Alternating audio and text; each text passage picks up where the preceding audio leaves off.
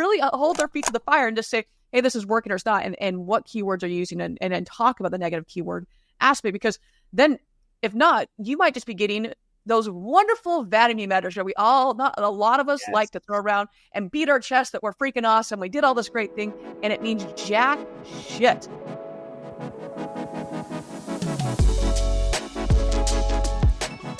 Welcome into Facts Not Feelings. I am your host, Brooke Furness. Today, we are unpacking the truths about SEO in the automotive world. From the myths that are steering you wrong to mastering the ever-evolving digital landscape, Zach Billings, co-founder and VP of performance at Wikimotive, and also a TV star. If you've not seen any of their content, please go check it out. He's 100% a TV star. He is here to turbocharge your SEO strategy. Tune in as we dive into aligning SEO with real business goals, cutting through the marketing noise, and gearing up for a future of AI and mobile optimization. Whether you're battling the vanity metrics or looking to rev up your local SEO, this episode is a roadmap to success. Zach, welcome into the show. Thanks for having me, Brooke, and thanks for the kudos on some of the recent content. For those who don't know, we put out lots of free educational content, and it really is designed to be distilled down to one of my dealers phrased it, cookies on the bottom shelf, while still being valuable to people who are really well informed and very well practiced in this area. And I realized that for most dealers, SEO is like not at all sexy, and it's not like the most interesting area of marketing. It's been around forever, but is also kind of amorphous. My goal in our space is to bring this down to a level where everyone can A, understand it, B, hold it accountable, and C, take this out of the kind of like the mystical realm of what even is it and how do you measure it into like, oh no, it is actually a concrete area of marketing. Amen. And it's so many times I know you and I both look at the SEO, and it's just kind of like this black hole that a lot of people don't understand. And so that's going to lead me into the very first question here. Pretty straightforward, but a pretty big one, I think, as well, is what are the common misconceptions about SEO, especially in the automotive industry? So I guess, first of all, that it's about traffic, right? So people hire an SEO vendor and then they go look in their Google Analytics, or they look at the reporting that the vendor sends, and they just expect to see traffic up and to the right. But that's kind of the extent of the measure in many cases. And I think a lot of us realize that that's flawed, in that it really should be about conversions. It should be about how is this tracking out to ROI and our bottom line. But we focus so hard on the traffic and forsake all of the other signals that can be measured. The other misconception that I see a lot in the space is that all SEO solutions are created equal. So whether it's your website vendor, whether it's a full service ad agency, whether it's a dedicated vendor, you kind of look at your proverbial marketing checklist, and if you've checked the SEO box, we're good to go. And that's not always true, right? There are some solutions that are literally doing nothing but taking your money, which is debatably theft. There are others that are doing a lot, but it could be aimed in the wrong direction. And then there are some that are doing the right stuff, aimed in the right direction, and they're not created equal. No. And I am so, if you see the show at all at this point, people know that that's something that looking is really saying, is this working? And not just, I'm paying for something, I'm shoveling the money out, and I have no way to inspect what I expect out of the agency, good, bad, or indifferent, just what is happening. And if you, to your point, especially with all here, we might as well take a drink right now, GA4 madness, is looking at it and saying, okay, is this engaging traffic? I mean, what is happening with it? If we're just spending money to see, I've looked at, as you have multiple accounts, numerous accounts, hundreds of accounts, and you see that, oh, we're getting a lot of this traffic, but there's literally no engagement on it. Like, why would you want that traffic? I'm going to want less traffic and know that it's better traffic. Like that is, but how do you go, going through and actually, we'll get into some of how do you measure that and how to know whether it's good or not. So let's talk about the alignment right portion of it. How should businesses approach aligning their SEO efforts with the KPIs, key performance indicators that actually matter, and you're not worried about those freaking damn vanity metrics? Yeah, for sure. So let's kind of introduce some terminology that I feel like I'll come back to a number of times here, because it's a common thread through everything. So you've got transactional and informational search. This could apply to paid search, SEO. It's something that we should be thinking about in search in general. But transactional versus informational. Transactional searches are like Ford dealer, used car dealership, used cars for sale. It's things that say this person is definitely low funnel, and that we can just kind of assume based on the words they used to perform that search, they want to buy, or maybe they want a service and they want to do it in the near future at a dealership. The informational side of search would be F-150 towing capacity. They just want to know something. It could be F-150 versus Chevy Silverado. They're comparing models, but they're very high funnel searches that don't necessarily indicate that that person is looking for a local business or local inventory yet. So it's not that those things are irrelevant, but what they tend to do is end up attracting the traffic that is not low funnel. So informational, transactional gets you that beneficial traffic. So at the end of the day, when we're thinking about KPIs, it's not just traffic, because if it's traffic from towing capacity or EV range subject matter, or model versus model, that's going to be super high funnel, and that makes traffic a bad KPI. What we want to be thinking about is, how did we attract informational traffic to our website, and then did it do anything? You mentioned GA4. It's certainly complicated the space, right? Like all of us were kind of used to UA. Some of us were not very good, not very effective users of it. Some of us were experts, but everyone kind of knew what we were talking about. We were all used to the same terminology: bounce rate, time on site, users, traffic. Then GA4 comes along and it threw a huge wrench in the works, but there is more data available in there, as long as you've got, you the dealer in, to everyone watching, or a vendor is helping you pay attention to, are my conversions set up properly? Because at the end of the day, what we should really be looking at is, okay, traffic came in from organic or really any other source, and did we get digital retailing conversions, leads? Did people engage with the click to call? Did they initiate an actual two-way chat conversation, as opposed to just seeing the chat widget pop up? And all of these things are actually really definable. We just have to go through the legwork of finding A, vendors who are cooperating, and B, making sure that we've just got this configured in GA4. And it's a bit of a labor, but it's not impossible to get there. And then we don't have to do the guesswork. Yes. And to that point is having that alignment there of knowing, okay, if you, the dealer, have chosen that property A is going to be your end all be all, making sure that everybody else knows that, because I'm sure, like you're getting into, I'm seeing properties now become views, more or less, because views went away. And I'm just seeing anywhere from 1 to 6 or 7 properties. So once again, how are you measuring things, and how do you know who's aligned and who's if they're showing you this, but they haven't contacted all the other vendors to say, hey, you need to fire into here. And I've seen some that are on, they have 3 that are on the website, but only 2 of them are actually throwing ASC events. And of those 2, 1 is throwing more. So it's just, there's a lot of complexities to it, and really understanding, do I have a partner in this space that's going to help me navigate these very muddy waters right now? And it will get better. It's just like UA took a while. It took a year. My guess it's going to be, because GA4 is a hot mess. It'll probably take more like 2 years to stabilize, but really having that partner like you all and others that will really navigate that and say, hey, this is working, this isn't working. So that also brings us into the whole marketing waste, which I can go on. I could have an entire episode just about this portion right here. But Where do you see the most waste occurring in digital marketing in our industry? So I'll try and speak fairly broadly, because it can definitely, it can vary widely from dealer to dealer. But I'm going to say third parties is my default answer. And when I say third parties, I mean, AutoTrader, Cars.com, things like that. And that is not universally the case. Some of those do a wonderful job. And I actually think that some dealers, when they need leads now and they need to turn that dial to backfill maybe a slow point in the market or something like that, can be effective. But again, we can use numbers to define this, right? So marketing waste, where do I see the most dollars going out for the least actual return and profitability? Typically, it's one of the third parties when I'm analyzing dealer spend. But usually there's one of them that are effective. So let's move it on to more traffic driving digital marketing. So not lead driving digital marketing, but paid search, organic, things like that. I usually find that it's specific areas of paid search.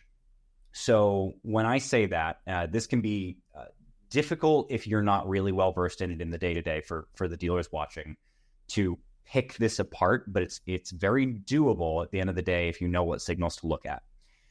The branded search components of your paid search, which is like if your store is ABC Chevrolet, as opposed to like Louisville Chevrolet, where, you know, there's specific geo attached to it. If you have, you know, if you're John Smith Chevrolet, if you're bidding on your exact name, you're renting paid search space on something that clearly says that that consumer had every intention of finding your store.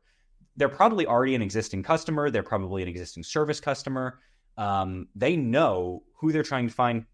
They're not in the shopping process. And even if one of your competitors from across town bids into you on your name, that consumer is not going to convert to that store just because they went and bid into the paid search space, because the consumer was already looking for you, John Smith Chevrolet, and they're going to just bypass the paid search results and go to your organic results. So paid search, specifically on branded, is the most obvious area of waste in our entire industry from a traffic driving standpoint. Now, the complication here is now we're moving over into PMAX land, where for most dealers, we've just got this sort of amorphous bucket. The vendor says, we're just going to, you know, how much money do you want to put in the PMAX bucket this month? And you pick an arbitrary number based on what they kind of recommended to you. And then you're not really sure what I was bidding on or what I wasn't. But what they never tell you, for whatever reason, is a whole bunch of that money is actually going into branded search inadvertently. So what ends up happening is, you know, you put, let's say, $2,000 into your PMAX budget for the month. Well, a quarter of that could be bidding on your name, or could be showing up in maps on your name, could be showing up on your Google My Business listing that shows up, or Google Business Profile listing that shows up in the sidebar. There are so many ways that PMAX can end up overlapping with your existing organic exposure, particularly on branded, and it is possible to negative that out. Yes. Pharisee Chrysler Jeep in Colorado Springs is a client, and they did an interesting experiment with us where he said, the GM said to me, hey, Zach, can you look at our PMAX? You know, we started running it a month ago. Can you just look and see like what you think for performance? And I don't have a dog in that fight. I don't do paid search. So I went and I looked, and the performance metrics looked decent, as they usually do with PMAX. And then I looked at their organic, and like the PMAX graph went up, the organic graph went down, perfectly in sync with it. And I was like, oh man, Mike, so what happened here was you lost exactly as much traffic and conversions as you gained from PMAX. I said, go ask them to negative out the brand name, which was Pharisee in this case. They did that, and the situation perfectly inversed. They recaptured all of the conversions and the traffic that they were earning organically already. And then the remaining PMAX was able to do its job properly and be complementary to their organic. So PMAX, branded search, and the nexus between the two of them, that's the biggest area of waste in traffic driving marketing today. It's in the way that PMAX has changed over the last even couple months. I mean, I've had dealers that are doing really well on it. I have other dealers that it's just plummeting. So it's really figuring out, okay, why is this working? Why is it not working? And to your point, is you're going to have to spend a little bit more now because of how things are changing with PMAX. And if it's working well for you and your organic is working well also, okay, maybe you do put a little more in there, but really go back and understand, how can I best optimize this?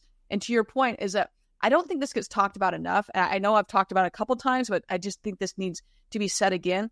There are ways to do negative keywords. There's a way to negative things out. And if you're not doing that or asking your ad agency about that, you should be. I'll just say that you should be. Go through it and look at those keywords. It is such a, and I've actually been told before that oh, we can't do that. I go, excuse me? Everyone else can, so why can't you? So really hold their feet to the fire and just say, hey, this is working or it's not, and what keywords are you using, and then talk about the negative keyword aspect, because then if not, you might just be getting those wonderful vanity measures that a lot of us like to throw around and beat our chest that we're freaking awesome. We did all this great thing, and it means jack shit.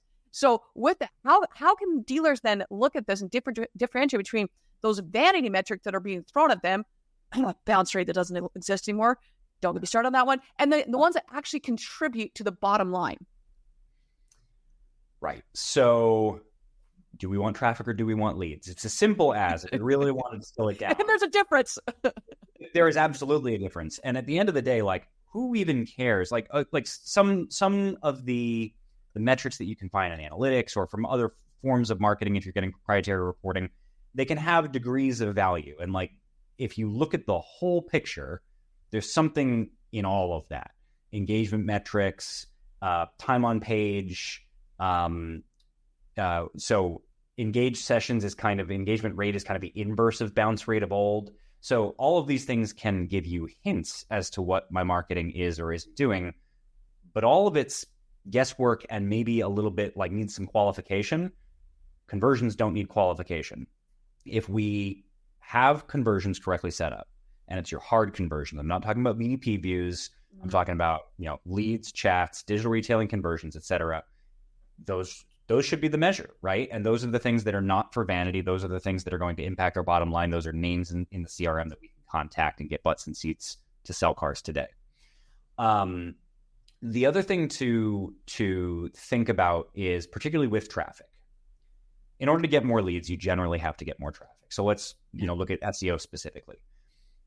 If I don't get more traffic to one of my dealers' websites, they are not likely to get more leads. There's only edge cases where that can really happen. And so we have to get more traffic, and we should be talking about it. If the market year over year has been flat, and let's just assume we can measure the market and we don't have the problems of the last handful of years. If the market year over year was flat and you've got 20% more traffic, that's a good sign, right? But let's go specifically look at, did it get driven to blog articles? And what were those blog articles about? Did it get driven to landing pages, homepage, SRPs? Where on our site did that land? We shouldn't just be looking at traffic in macro. We need to go look at where specifically did we gain. So I won't get too nerdy for the sake of making sure we're speaking to everybody. And most dealers don't have a Google Search Console set up, but the tool, Google Search Console, can't recommend it enough to everybody listening. It's actually very simple to use once you get one configured, and it lets you do this one thing that nobody seems to recognize we need critically for measuring organic and BS metering our vendors. And that's to understand what keyword drove the traffic. So in Google Analytics, if you look at the keyword parameter of any of your traffic from organic, it is almost completely either not set or not provided. Once upon a time, we used to be able to see what keyword drove our traffic. We can't see that anymore. So you don't know if it was your name, if it was John Smith Chevrolet, if it was Chevy Silverado towing capacity, or if it was Chevy dealers near me. And if we don't know that, we don't know, did we get the transactional stuff or the informational stuff? So the trick here is fill in that keyword gap. And Google Search Console, for those who can spend the time to set it up, and you just send a little code snippet to your website vendor or append it to your domain registrar and to your DNS, and you get that information. So now you can go look at the traffic that came to my website, what keywords drove it. So if you really want to differentiate between the vanity metrics and the things that are going to be more indicative of transaction, it should be conversions, hard conversions, but beyond that, you can look at, did we drive more traffic on the things that should be translating into business? I just having a conversation last night with a friend about Search Console. And it's, if we get so wrapped up in you and I'm sure, of, hey, we need to optimize our clients. And I'm like, crap, I need to go back and actually optimize mine. And we were just talking about, I always put my website on the back burner because I'm like, I have that other people I got to worry about first. We're just talking about, just the capacity of what it can do, even from, hey, I want to go look at our homepage versus our VDP or whatever. And then from there, where are you ranking? Where are you actually ranking organic? There's so much that can be done with it. So if you don't know how to find, hey, is it even connected to our Google Analytics account, or how do we set up, reach out to either of us. We'll help you with that. That is such a vital thing to have in order to know what's going on with your business, to inspect your business, to measure your business. It's super, super vital. I cannot stress enough how important it is. And there's sometimes that they don't even know if they own it, or I go in there and it's like, oh, we asked someone-so and they thought they connected it. It wasn't connected. I'm like, well, that's, once again, it's only from here on forward that we're going to be able to see that stuff in GA, but really, really important to go through and set that up. I cannot stress that enough. So let's talk about some trends. And sometime in automotive, I'm just going to put out there, we call it the red shiny thing, the red shiny object. We see something that's like, oh, that's the latest and greatest digital marketing trend. And it might be, and it might not be. So how do dealers need to stay focused on what really works, not get caught up in the whirlwind of all the fun objects out there? Yeah. So my philosophy on this is, if you're an aggressive store that is not afraid to spend experimentally, take a this and that approach if you're going to try shiny things. And what I mean by that is don't go can something that works or that you should be measuring as working in exchange for a shiny thing. Like, you got the shiny new thing that just came on the horizon. Well, get it in addition to your existing marketing solution and go measure it independently. If you're going to change lanes, if you're going to actually change your direction with your marketing as a result of a shiny thing that you saw or a vendor that promised the world, make sure you've really thought this out. So the analogy I like to use is you're on a stretch of highway and you can see 2 miles to the next kind of hill on the highway, and you're in traffic and you've got 5 lanes. Well, you're in a lane that you obviously picked because you think it was going to be the fastest lane. And if you're only looking 2 cars ahead and you see a spot in the next lane over, you jump over into the next spot because you feel like you just got 10 feet further ahead than you would have been, only to find out that lane you just left is just cruising on by you. You were in the fast lane and you didn't look to the 2 miles ahead that we could see on the horizon to make sure that that was going to be the best lane. You just snap change. That's the shiny thing, right? Mm-hmm. See the opening, you go for it, and you didn't plan as far out as you could potentially look. All we have to do is look at, where are we trying to go as a business? What are our current objectives? And thoughtfully look at the solutions available to us, particularly the tried and true ones, and build a plan. We're at the beginning of 2024. A lot of dealers, spend a good bit of time as the year ticks over thinking about, what's my plan going to be for the year? Make a plan and decide how long you're going to actually give it a run and how long you're going to stick with it. I am not at all a proponent for just, putting our head in the sand and doing the same thing year in, year out forever. We have to roll with the times, roll with the punches, and sometimes pick up a new and innovative solution when they come to the market. But when we don't stick with the plan because we see a brand new thing at Digital Dealer or NADA or wherever else, we end up shooting ourselves in the foot by making that lane change when we could have just looked ahead and seen which one the fast lane was. Amen. I'm going to repeat myself here. Work backwards to work forwards. Understand, is whatever I'm looking at getting, is it going to enhance our people and process? If it's not, why are you even looking at it? Because it might be great. It might be awesome. It might not integrate with any of the systems that you have, but now you've made that switch and you're SOL. Now what? Now you got to go begging back to the other company, and their prices probably just went up. So really looking to say, okay, before we ever do this, and get everybody that's involved with that change. So if you think it's the sell side, I guarantee it's also on the fixed op side. So go talk to them and run it through. Talk to receptionists. Talk to anyone that's going to have BDC. Everyone that's going to be affected by that ripple effect, and say, okay, is this a good decision to make? Is it, maybe we put it off for a little bit? I mean, just really do your research before you ever make that change. It's the same as putting CTA buttons on your website. Like, why are you even putting it there? Yeah. So, like you said, what was that? I said, don't get me started. Yeah, you've been there multiple times. In 3 months, we have 4 different vendors. I'm like, why did we just stick with the one? They obviously they're working on, grass is not always greener on the other side. I'm just going to say that. So with this rapid change, we've got, whether it's, like you said, NADA, we have Digital Dealer, we've got all these different awesome conferences out there, but there's a lot of change that happens, especially on the digital landscape.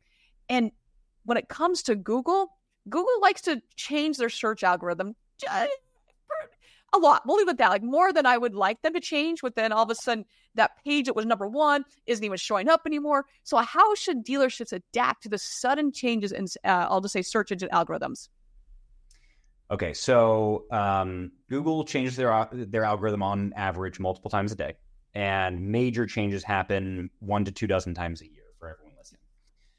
So the exercise I like to go through with people is this. All of the changes are aimed at roughly the same thing. They're just focused on different areas of the algorithm. So it can be a rhetorical question or a literal question, but what does Google want?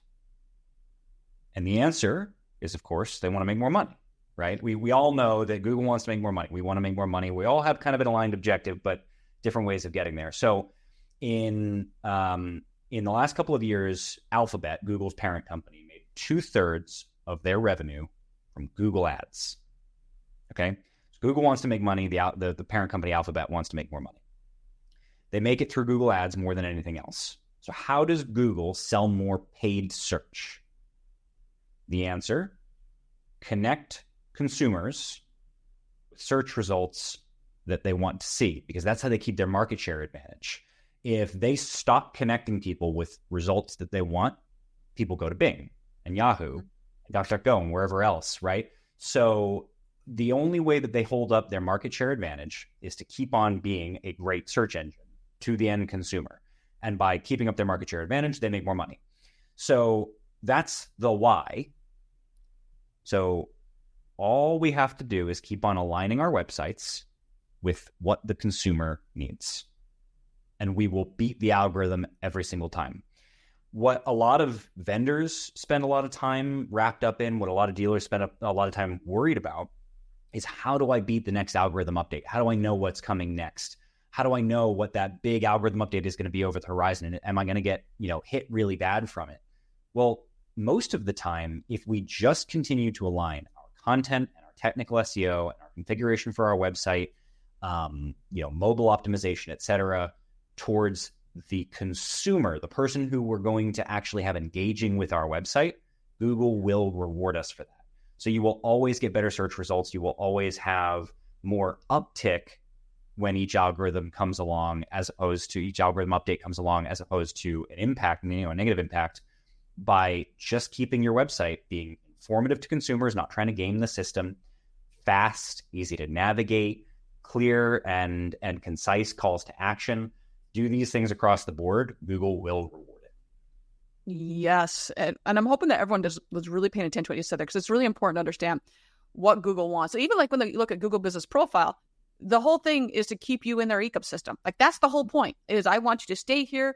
At some point, you as a consumer may navigate over to the actual website of ABC Motors, but Google's goal is to keep you in their ecosystem. So if that's not fully optimized, and you guys have done so many incredible videos on like just huge, awesome, you guys do such a great job over there. But looking at this, say, okay, what else can I do? Or, man, I don't have something as simple as, I'll say simple as UTM tags. I think the audience at this point knows what a UTM tag is, but if you don't, is it there? I mean, what else are my categories, right? All these little things will help to understand that Google is now saying, oh, I trust you. I trust you with the consumer that you're not going to screw it up. So, okay, we'll send more traffic your way. So that goes into this whole trying to measure the ROI of all these initiatives that we're trying to do and to give Google what they want, which is, hey, better experience for the consumer, get them what they want. What are your, I'll say your pro tips for this? So my pro tip is going back to the Google Search Console recommendation.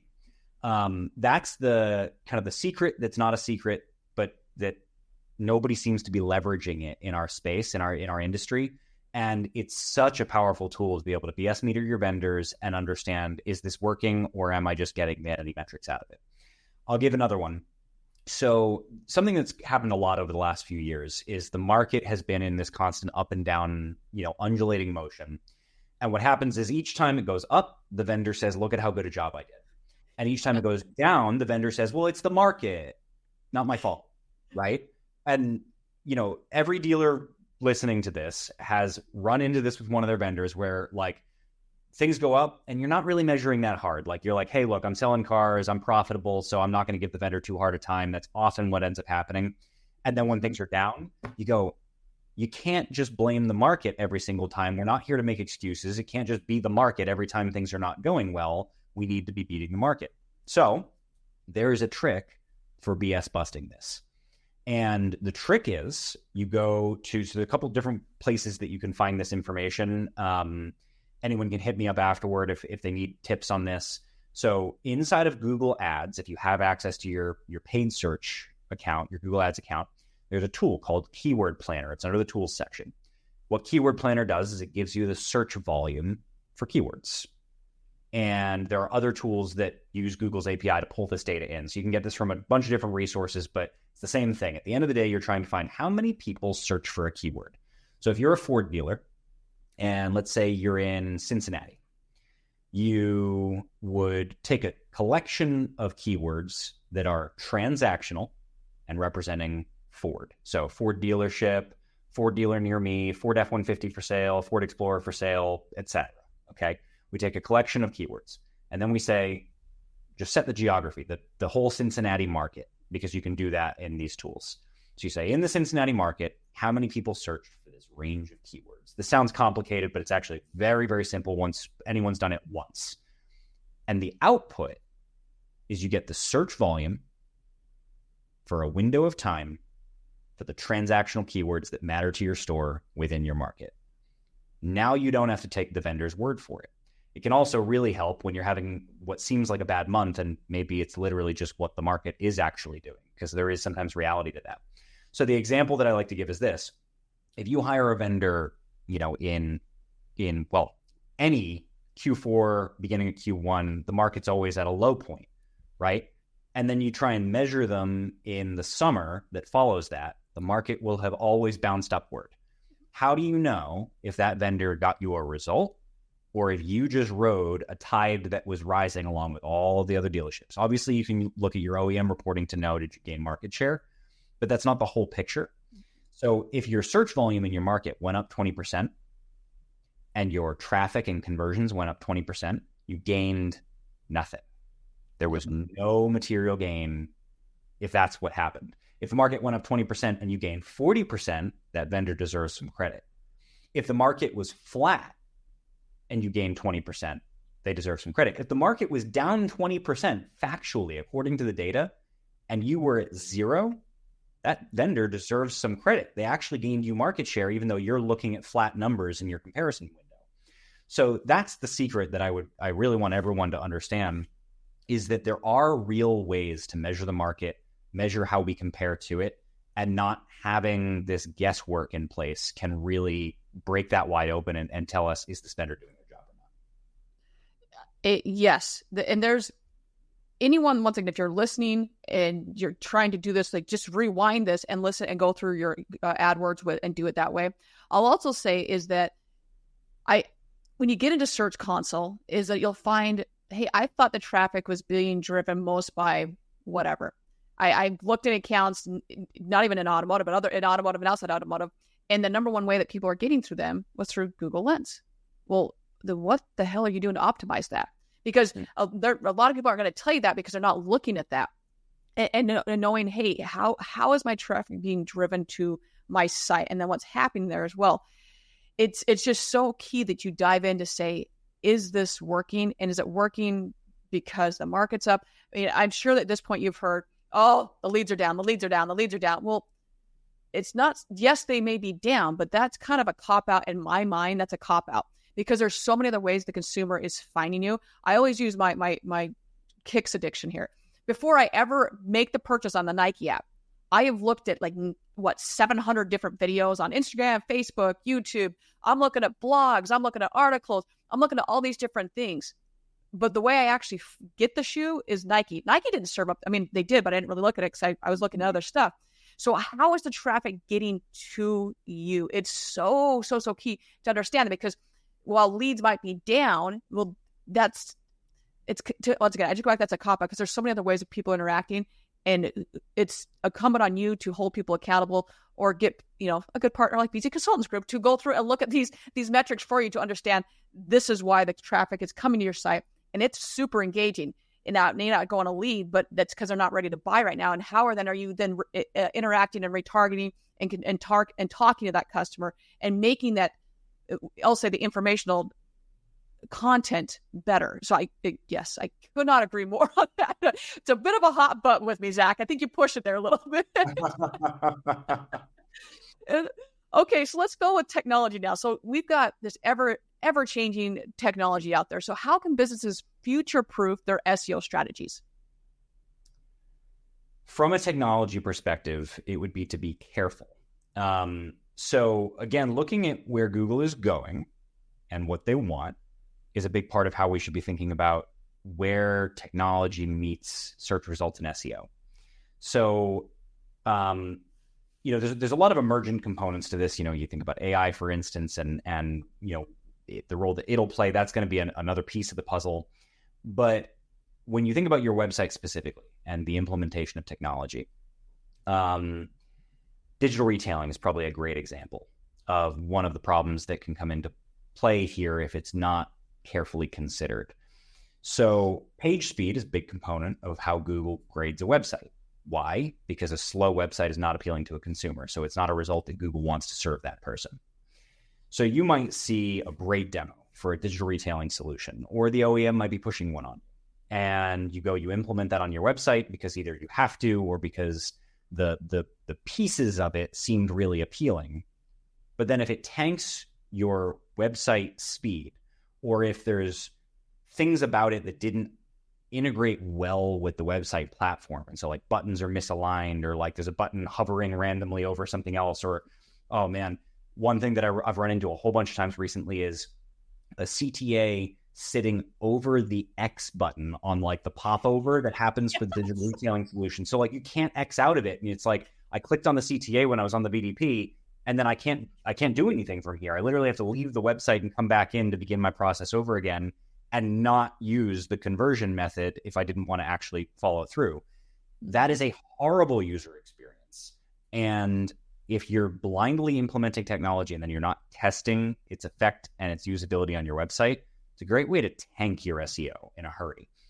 The reality is that from an SEO standpoint, more often than not, the more simple your website is and the fewer disparate pieces of technology are on it, the better it will perform from an SEO standpoint.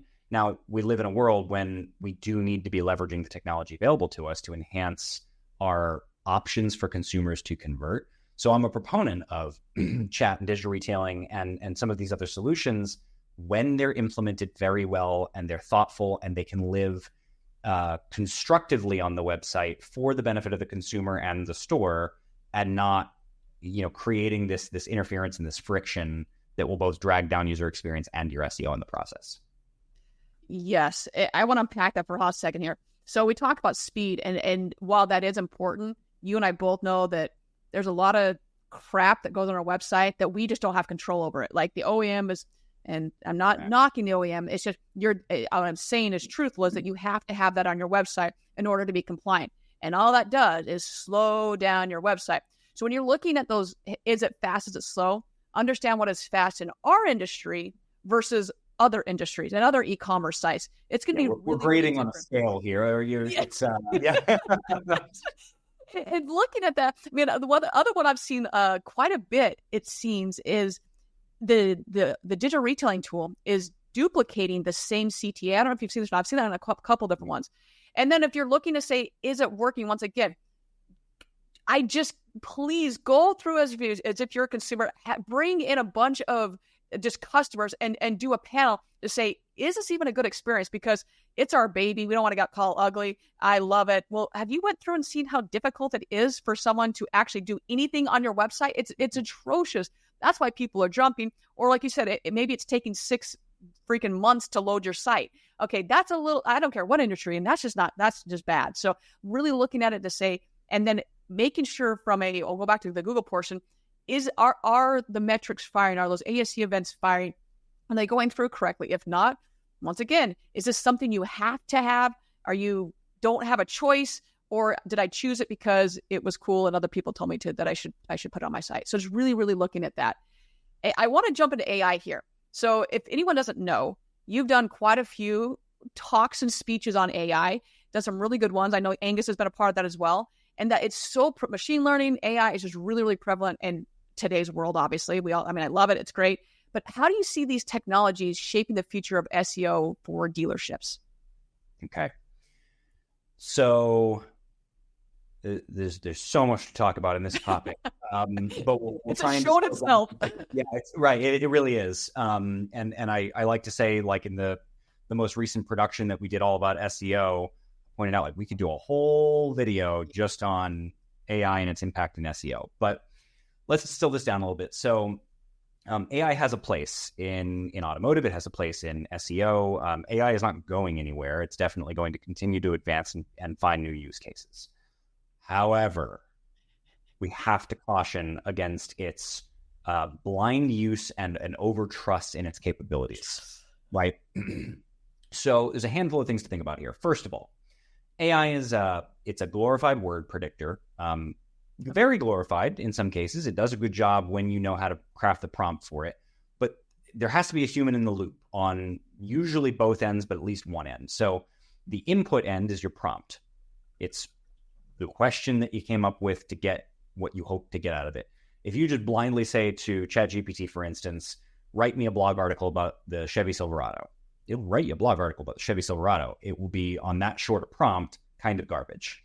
Yep. If you spend half an hour crafting your prompt and you tell it all the things that you want it to include, you tell it maybe some keywords that you want it to build that content around, and you tell it what not to do, and then it writes a version, and you read it and you say, okay, rewrite that without this and then add this. Well, you can get it to massage that down to a point that it's a readable, usable output, but now you're 45 minutes into your prompt generation. And then on the back end of that, you need to reskin it to make sure that it's in your store's brand voice, to make sure that you've localized it to your region, to your type of customer, to your demographics that you're looking for.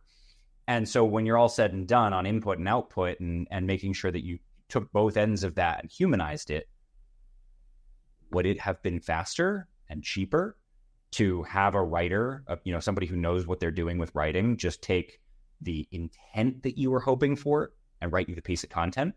That's been our experience here for sure. And it depends on how much staffing you have available. If you're trying to do this internally as a one person, digital marketing director for a group, and you don't have the resources to hire a vendor for this, but you're going to try and do the content yourself. All right, well, you may need to do heavy input and heavy output and put ChatGPT in the middle to try and help you out. But you need to not have a raw AI output. I'm not really defining why, I guess. And it ends up being that, first of all, you can reverse engineer AI content very easily, which ends up meaning it doesn't serve the consumer very well. And what I mean by that is if you read a piece of very basic AI content, you can actually go, I bet I know what prompt generated that. You can go plug it into ChatGPT and get a, as near as makes no difference, identical piece of content with similar phrasing and everything. We've done this. And what that means is if you can duplicate that so easily, Google can recognize the fact that that is thin content that is not telling the consumer anything that they're not going to find elsewhere. It's taking the most surface level, like barely skin deep content that was available on the web as part of the language model and spitting that out for your website. So you don't want that on your site because it's bringing down that quality level on your site, which brings down how useful your site is to consumers, which means Google doesn't reward you. So having a human in the loop, having a human do a lot of the heavy lifting, it's so important. The other thing to think about as this continues to progress is the more people use ChatGPT and other AI outputs on the web, the more new versions of this technology are just using itself, right? And it's this feedback loop of degradation heading towards lowest common denominator quality and depth of information. So the longer this goes on, the worse the outputs are likely to end up being if a human being doesn't get in the loop. Now, having said all that, we use AI for ideation. So you take, a premise that you're going after for, I want to rank for Ford dealers near Cincinnati, and you ask ChatGPT to help you build a keyword list. And then you can go refine that again and refine that again. And then you take some of your outputs and you give it to a human writer who can do this work in a much higher quality way with just some basic guidance. That ultimately is where I see this going. Now, let's talk a little bit about sort of the cynics' response to this. All of the search engines are in an arms race with AI, and AI is definitely an emergent technology that's going to continue to progress. So how do we make sure we're not getting left behind as Google necessarily continues to integrate AI more and more into the platform? You said it a minute ago how the Google wants to keep you in the ecosystem. And ideally, they don't even want you to have to go to the website eventually, right? They want you to just get a rich snippet, or they want you to be able to just do whatever at the Google search layer and not have to go to a website after that.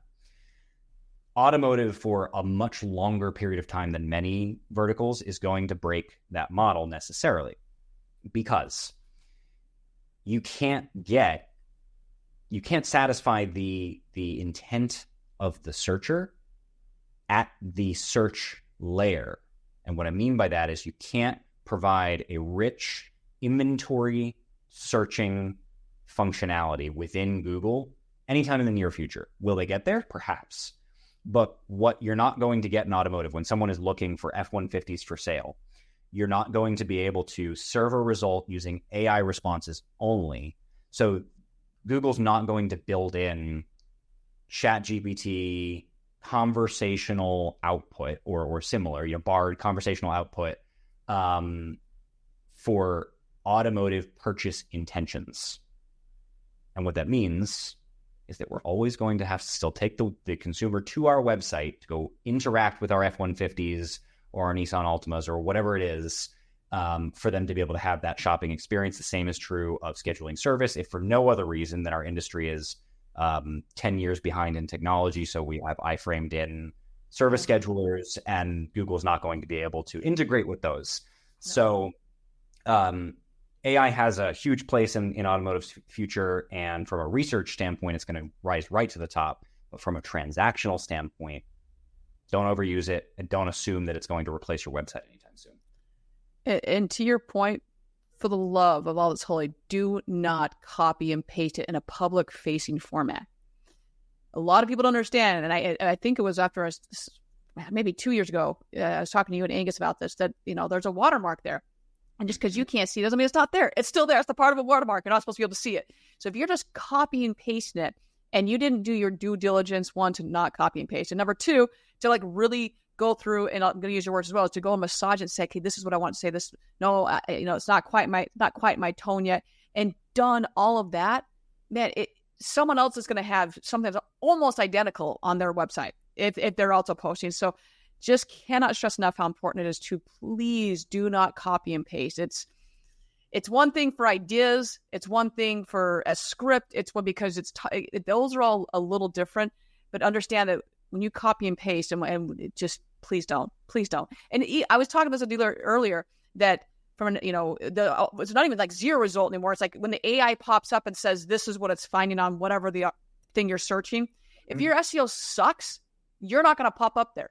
Your SEO has to be really, really good, that you're seen as an authoritative figure, authoritative place of business or of that content, and then you can pop up there. So it's really, really important, going back to all of this SEO talk here, of why it is so important, especially going into the future here with just more and more AI coming on the pike here. So let's transition a little bit here let's talk about local SEO, just because you guys did such a great job on the Google Business Profile. I love that series so much. If you haven't checked it out, don't check it out now. Wait till after the show. Go check it out. But what should the dealerships be focused on to ensure that they're visible to their local customers? Yeah, so let's unpack the phrase local SEO for a second, because it's used differently by different vendors.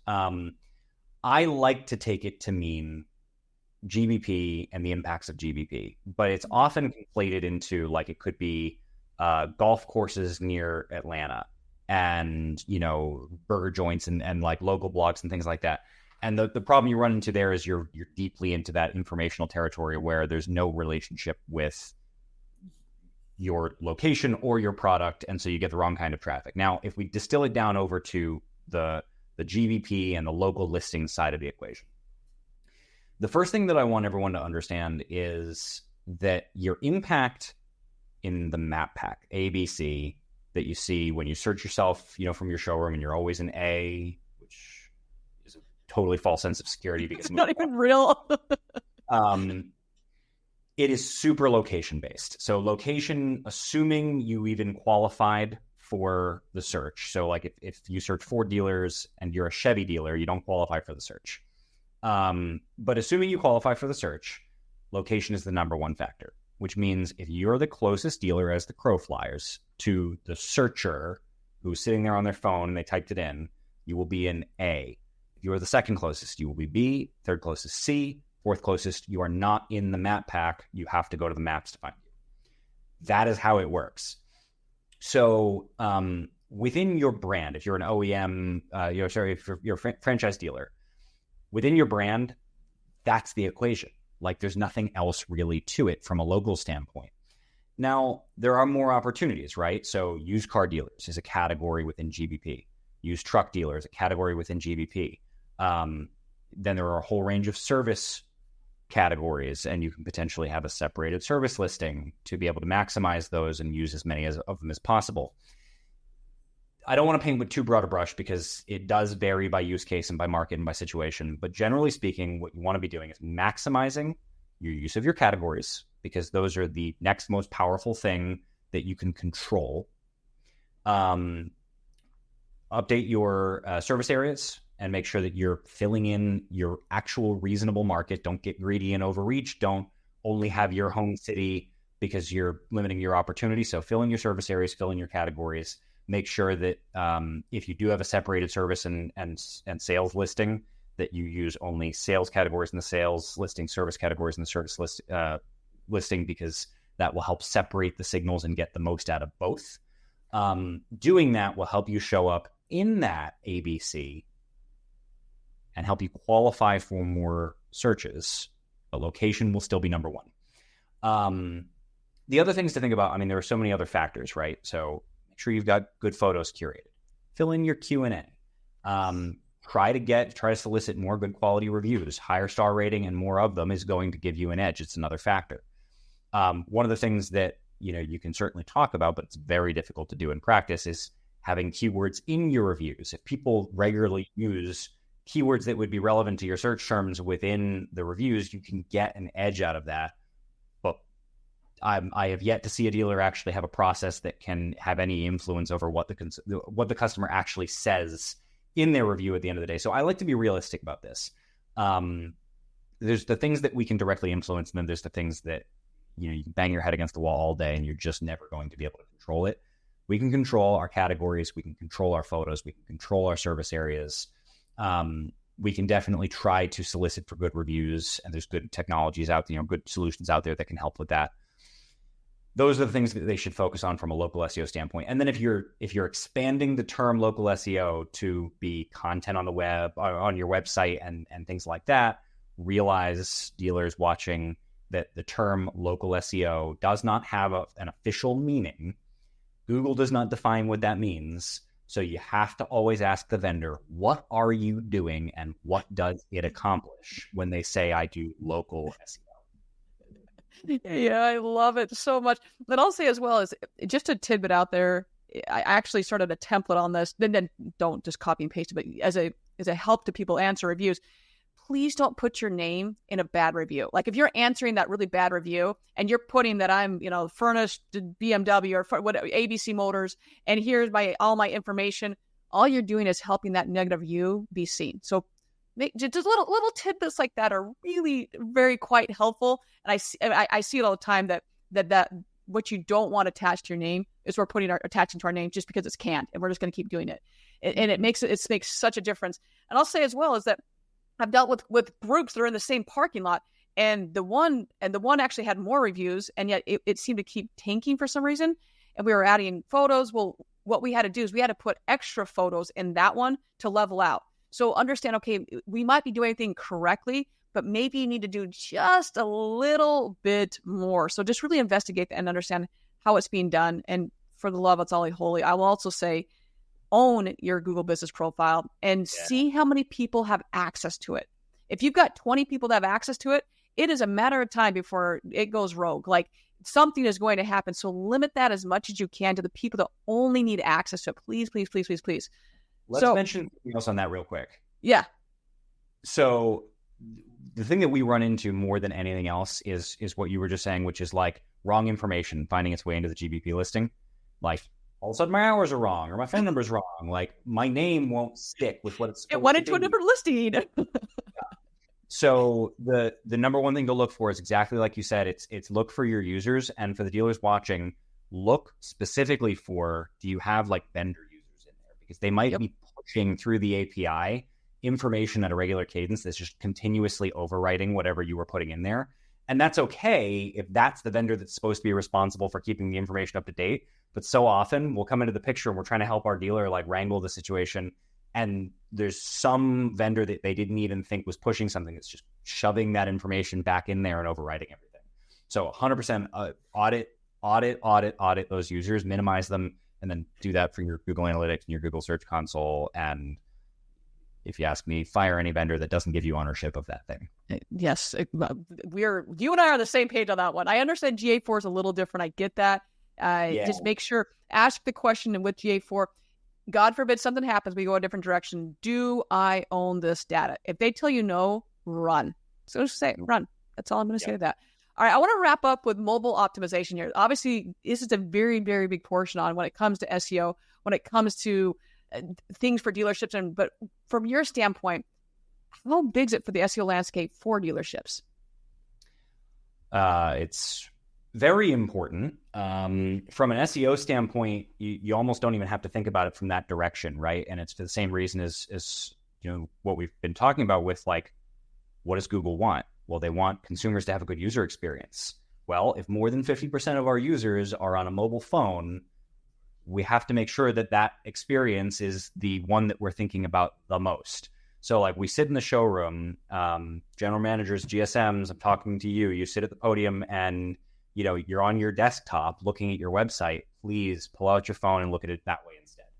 That's how more of your consumers are looking at your website. When you've got a new tool, a new digital retailing tool or something like that you've installed on the website, new chat tool, anything that is a technology, especially not done by your website vendor. So we're having two different technologies that are trying to communicate and exist in the same plane. Go on your phone and try that thing out. Chat from your phone. Try the text, the SMS thing instead of chat from your phone. Try your digital retailing from your phone. Navigate the website, all of your critical functions. Go through it on your phone. If your experience works well on your phone, then it's good for consumers and it's going to help your SEO as a result. As you were saying, Brooke, the standard, the bar is lower in automotive, right? In terms of speed and in terms of, what we're hoping to get as our potential threshold. So like, don't go comparing to other industries. Don't, throw your mobile speed, number at your vendor and say, why am I only a 50? You're a 50 in automotive. You're like setting the world on fire. You're doing amazing. 50 out of 100. And so really it's all about making sure that you've got a good user experience. It's clean, it's fast, it's smooth from a user standpoint, be practical about it. And that will serve the user. Therefore, you will have better SEO signals for it. Agree, and check. Yes, it's all of that, like really looking through. And I also say to take it a step further, if you are using a website provider that is, I'll say maybe not even responsive, that's a whole other category. Know that Google's is going to penalize you for that. Number two, looking at saying, okay, I'm sitting as a manager, I'm sitting at my desktop, I'm looking and I can see the menu is like 7 years long here. How do you think that looks on mobile? Probably pretty shitty, to be quite honest. It looks god awful, and I don't want to be a part of it when I can't even see the rest of the menu there. So really looking at, even if it's a responsive site, going to say, is this optimized for mobile? Because it makes such a difference. Do we really need our hero banners on our mobile device? The answer is no. There's a lot of stats to back this up. People don't even click. They barely even click on desktop to the second one, let alone the first one. So looking at those things, saying, okay, it's pushing my photos on my VDP or SP. May they look great on maybe on desktop. When you go on a mobile, it takes up like the entire screen. How many swipes do I have to get before I can even do anything here? The chat, that's another one. The chat drives me bonkers. It's a whack-a-mole. If I got to go on mobile and keep whacking it and figure out, okay, I just want to see something for the love, really look at that and say, is this a good experience? Because if it's not, that means that Google doesn't think it's not. So just really, really diving into that is really key. And it's also why I have a job and you have a job. So just maybe don't look at it and then just call us and we'll take care of it for you. Right there with you. Oh, Zach, it has been so much fun catching up with you, but we are at the point of the show where we are going to be jumping into the lightning round with Zach. So first and foremost, those that are watching, you can see his QR code down right over here. But for those that are listening in podcast land, how can they get in touch with you? How can they find you? Yeah, for sure. So, if you're looking to reach out to me directly, Zach@Wikimotive.com, get to me through LinkedIn, through the website. Believe it or not, on our website, it's my face on the chat icon. I really do answer the chats. Oh, no way. Yeah, it's a big deal to me that most of the ways that people have questions, like they're looking to dive right into understanding an audit or something like that, and I try and engage directly with people that way. I've got notifications come up on my phone when we're getting a chat on the website, and I answer them. So however you want to reach out, go through the website if you want, Wikimotive.com, and we offer a free SEO audit. So reach out, we'll set you up, and Nobody even has to take a demo or anything to get the audit. But also, you guys had one of the best pitches. I think it was for MRC about no pitch. Like, you don't have to demo. We just want to talk. I was like, that is.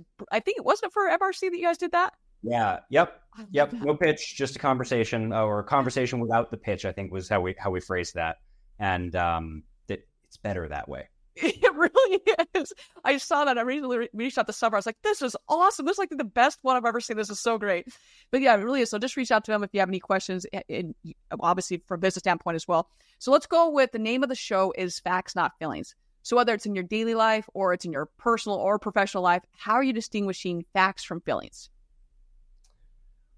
Looking at empirical, measurable data, whatever the thing is. I love the name of the podcast, and I think in all areas of my life, from professional through to personal, looking at objective facts, looking at things that are not based in people's echo chambers, and you get a lot of, whether it's from 20 groups, which I support, 20 groups and the collaborative nature of them. But a lot of the time you can end up with the situation where we're just regurgitating the same thing again and again and again. And people get lulled into this false sense of security that they know everything they need to know. Seek out some new information, seek out a podcast with topics that are new to you. And then, where there is data available, measure the data. Amen. Yes. Yeah, I love it. All right, so let's go with tell us something that maybe a lot of people, the audience, may not know about you.